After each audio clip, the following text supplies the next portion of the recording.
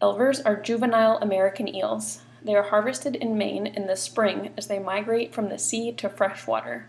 They are exported from Maine to Asian countries where they are grown to marketable size in aquaculture facilities. They've harvested these since the 60s or even maybe before that up here.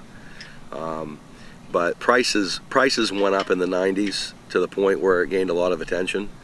And some of the buyers, the out-of-state buyers, sort of came to the coastal communities and sort of recruited.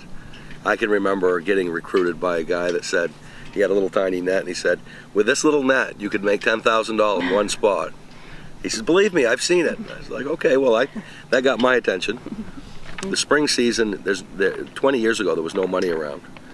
You'd make a little money in the fall, money in the summer, but all winter long, you maybe just made a week's pay.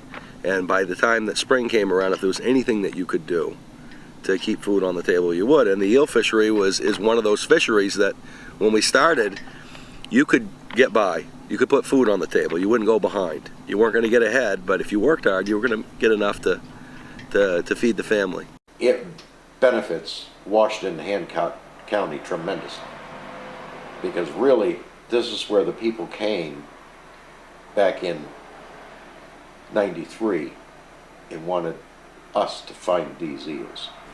The guys need something this time of year to actually fill in, because there's nothing to do in March or in Maine, not on the coast here.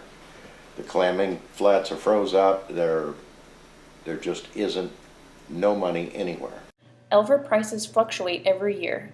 In 2012, the fishery became extremely profitable when the price of Elvers soared to over $2,000 per pound.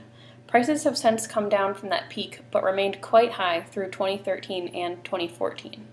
I was doing jumping jacks when it hit 500 a couple of years ago, and then it went to 2,200 there once. I was like, wow. It was amazing. I mean, it helped this state out big time.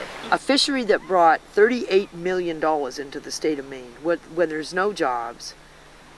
When I live in an area that is one of the poorest places in all of Washington County, Maine.